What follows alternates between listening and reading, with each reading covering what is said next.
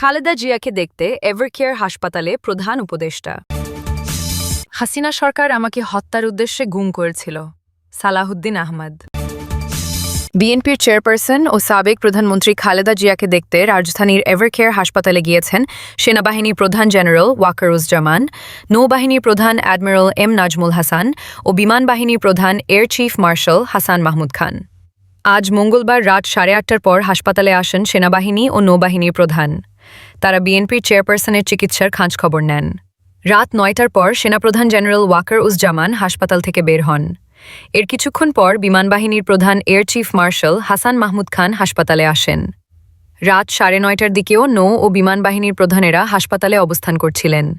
আন্তঃবাহিনী জনসংযোগ পরিদপ্তরের আইএসপিআর এক বার্তায়ও সেনা, নৌ ও বিমান বাহিনী প্রধানদের রাতে এভারকেয়ার হাসপাতালে চিকিৎসাধীন সাবেক প্রধানমন্ত্রী ও বিএনপি চেয়ারপারসন খালেদা জিয়াকে দেখতে যাওয়ার কথা জানানো হয়েছে। এভারকেয়ার হাসপাতালে খালেদা জিয়ার চিকিৎসা ঘিরে হাসপাতাল এলাকায় নিরাপত্তা জোরদার করা হয়েছে।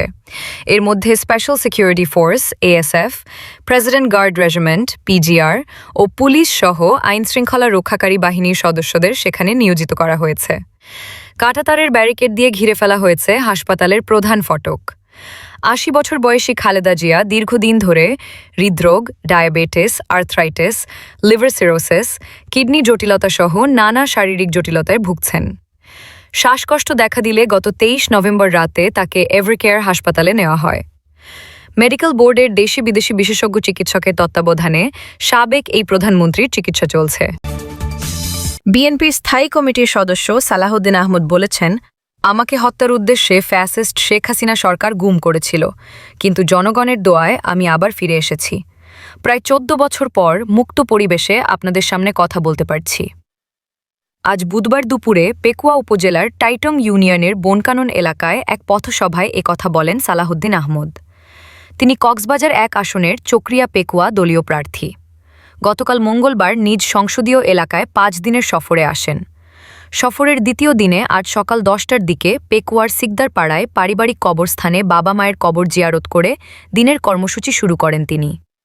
তার জনসংযোগে মানুষের ঢল নামে। গ্রামীণ সড়ক দিয়ে যাওয়ার পথে সড়কের দুই পাশে নারী পুরুষ দাঁড়িয়ে তাকে স্বাগত জানান। বেলা 11টা পেকুয়ার সাকরপাড় স্টেশনে স্থানীয় বিএনপি আয়োজিত পথসভায় সালাহুদ্দিন আহমদ বলেন, ধানের শীষ দেশের গণতন্ত্রের প্রতীক, আর দেশনেত্রী বেগম খালেদা জিয়া সার্বভৌমত্ব ও ঐক্যের প্রতীক। তিনি অসুস্থ, আমরা সবাই তার জন্য দোয়া করছি। দ্বিতীয় দিনের সফরে সালাহুদ্দিন আহমদ সাকরপাড় স্টেশন, শিলখালীর জারুলবনিয়া, মাঝেরঘোনা, এতিমখানা, কাছারি মোড়া, বারবাকিয়া বাজার, টৈটম ইউনিয়নের ধনিয়াকাটা, বনকানন, টৈটং বাজার ও রাজাখালীর আরব শাহ বাজারে গণসংযোগ করেন। এ সময় অন্তত 10টি পথসভায় বক্তব্য দেন তিনি। টৈটম ইউনিয়নের বনকানন এলাকায় জনসংযোগের সময় সালাহুদ্দিন আহমদ বলেন, ২০০৮ সালে আমার অনুপস্থিতিতে আমার স্ত্রীকে আপনারা বিপুল ভোটে নির্বাচিত করে সংসদে পাঠিয়েছিলেন। এজন্য আমি আজীবন আপনাদের কাছে কৃতজ্ঞ। এই ঋণ আমি প্রাণ দিয়েও শোধ করতে পারব না। সালাহুদ্দিন আহমদ আরও বলেন, ফ্যাসিবাদ বিরোধী আন্দোলনের মাধ্যমে আমরা গণতন্ত্র ফিরে পেয়েছি। এখনও ভোটাধিকার পুরোপুরি প্রয়োগ করতে না পারলেও অদূর ভবিষ্যতে তা সম্ভব হবে।